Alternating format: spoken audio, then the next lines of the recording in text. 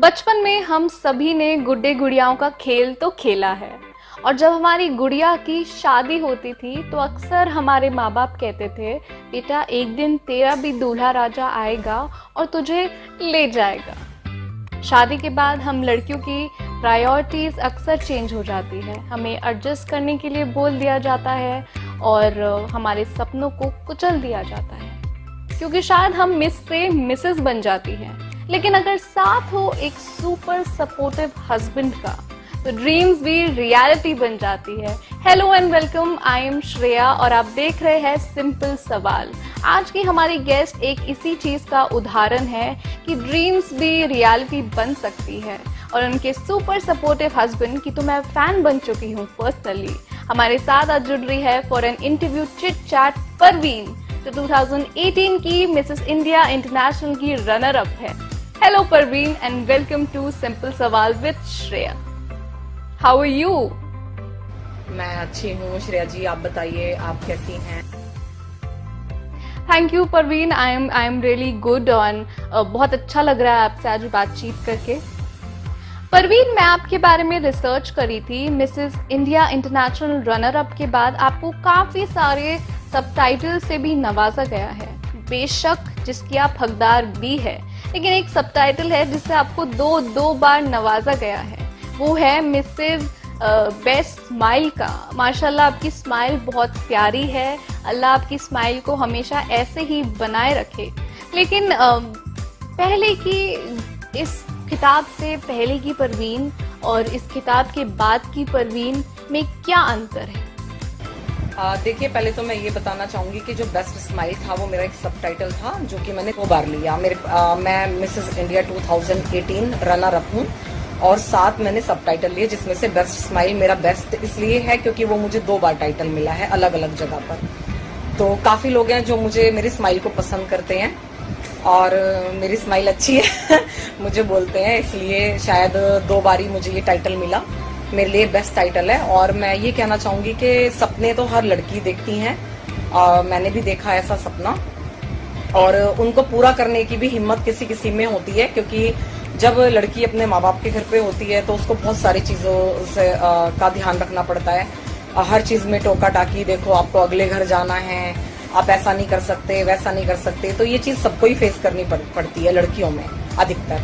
फिर जब उनकी शादी हो जाती है तो वो बिल्कुल ही चेंज हो जाती हैं, क्योंकि शादी के बाद तो आप समझ ही सकती हैं कि कोई भी लड़की सोचती है कि हमारा सपना शायद अब एक सपना ही बनकर रह गया। और मैंने भी कुछ ऐसा ही सोचा था कि जो ख्वाब मैंने देखे थे मुझे लगा कि शायद अब ये सपना ही रह गया और मैं इस सपने को कभी पूरा नहीं कर पाऊंगी।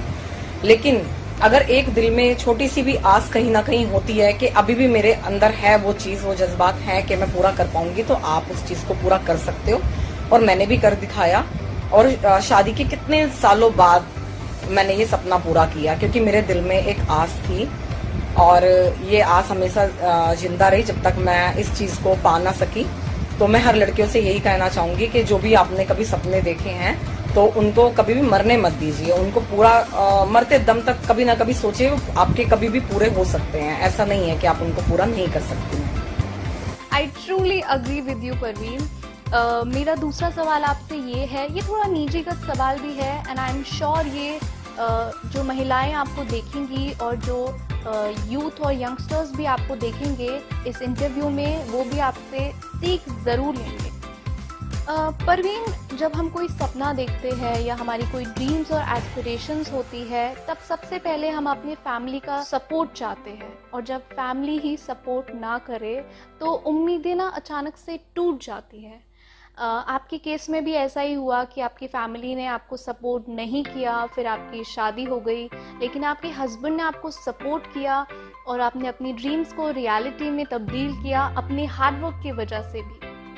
तो जो आज महिलाएं आपको देखेंगी और वो ये सोच रही है कि हमारी शादी हो चुकी है, अब हम शायद कर पाए या ना कर पाए, उनके लिए आपका क्या खास मैसेज है? देखिए, मेरा मानना यह है कि सपने हर कोई देखता है, हर लड़की सपने देखती है। और मेरा ये भी मानना है कि हर किसी में टैलेंट होता है, किसी न किसी चीज का टैलेंट होता है, बस उसको एक हमें खोजने की जरूरत होती है अपने अंदर कि हमारे अंदर क्या टैलेंट है। तो मेरे अंदर भी शुरू से था, हालांकि मैंने स्टडी की, मैं सॉफ्टवेयर इंजीनियरिंग की मैंने NIIT से, तो मेरे पापा तो यही चाहते थे, मम्मी पापा मेरी फैमिली वाले, कि मैं पढ़ाई की तरफ ज़्यादा जाऊँ और कुछ ऐसा ही बनूँ जैसे हर पेरेंट्स चाहते हैं कि हमारा बच्चा इंजीनियर डॉक्टर बने। लेकिन मेरी शुरू से पढ़ाई में मैं सो थी, इतनी अच्छी नहीं थी, लेकिन फेम की दुनिया में जाने का मुझे बहुत शौक था।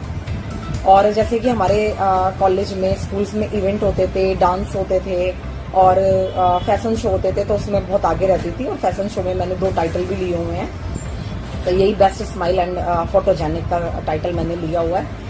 तो लेकिन मेरे पेरेंट्स भी और पेरेंट्स की तरह अलाउ नहीं करते थे, कि एक मुस्लिम फैमिली पढ़ाई ले, वही बहुत अच्छी बात है। मेरे पेरेंट्स ने मुझे पढ़ाया लिखाया, स्कूल भेजा, कॉलेज भेजा, मेरे लिए यही बहुत बड़ी बात थी। तो मैं उनको दुख दे के आगे नहीं बढ़ना चाहती थी। जो उन्होंने बोला मैंने एक्सेप्ट किया। उसके बाद मेरी शादी जल्दी हो गई और जब शादी हुई तो आपको पता ही है, जब शादी हो जाती है तो लड़की का सपना वहीं के वहीं रह जाता है कि अब तो बस लाइफ खत्म हो गई है। हमारे यहाँ तो ऐसे ही माना जाता है कि शादी हो गई तो लाइफ बिल्कुल खत्म हो गई है, लेकिन ऐसा नहीं हुआ। शादी के कई सालों बाद मेरे हस्बैंड मुझसे बात करते ही रहते थे कि क्या पसंद है क्या नहीं पसंद है। मेरी कॉलेज लाइफ के बारे में जानते थे, तो उनको पता था कि मुझे इस लाइन में जाने का बड़ा शौक है। तो काफ़ी टाइम बाद उन्होंने मुझे दोबारा से बोला कि आप दोबारा जाओ इस लाइन में। मिस इंडिया जैसे होता है ऐसे मिसेस इंडिया भी होता है, मिस इंडिया ना सही तो मिसेस इंडिया बन जाओ, मिसेस इंडिया में पार्टिसिपेट करो। उन्होंने मुझे फोर्स किया, तो मैंने फॉर्म भर दिया और मैं ऑडिशन के लिए गई। और आप यकीन नहीं मानेंगे कि ऑडिशन देते हुए भी मैं रास्ते में रुक गई और एक फ्रेंड के घर चली गई और मैंने उसे बोला कि मेरा जाने का मन नहीं है क्योंकि मुझे बहुत डर लग रहा है अंदर से। तो उसने बोला कि नहीं मैं हूँ तेरे साथ और मैं चलती हूँ। उस फ्रेंड को भी मैं बहुत शुक्रिया कहना चाहूँगी कि आज मैं उसी की वजह से हूँ, क्योंकि वो मुझे ज़बरदस्ती वहाँ तक लेकर गई और मैंने ऑडिशन दिया। जब मैंने ऑडिशन दिया मैं सेलेक्ट हुई। उसके बाद मैं 5 दिन की ग्रूमिंग के लिए गई और मिसेस इंडिया कॉन्टेस्ट में मैंने 3 टाइटल जीते। Mrs India 2018 runner up, Mrs India best smile and Mrs India sincere. तो मुझे बहुत खुशी हुई कि मैं टाइटल जीत के लाई और मेरी लाइफ एकदम चेंज हो गई। और मुझे पता नहीं ऐसा लग रहा था कि मैं सपनों की दुनिया में ही जी रही थी कि मेरा बहुत बड़ा सपना एक पूरा हो गया। जो मैं चाहती थी वो शायद मैंने पा लिया, लेकिन ऐसा नहीं था। उसके आगे भी मुझे बहुत अपॉर्चुनिटी मिलती रही। काफ़ी शोज मैंने किए, एज अ जज गई, एज अ सेलिब्रिटी गेस्ट गई, एज अ चीफ गेस्ट गई। तो मुझे बहुत खुशी है, आज भी मैं जाती रहती हूँ। काफ़ी सारे ब्रांड शूट किए मैंने। और मैं उन लड़कियों को ये कहना चाहूँगी कि जो अपने सपने पूरे नहीं कर पाई, ऐसा नहीं है। सपने पूरा करने की कोई भी उम्र नहीं होती। ये बात तो आप मुझसे समझ ही गए होंगे कि हम जब चाहें अपने सपनों को पूरा कर सकते हैं।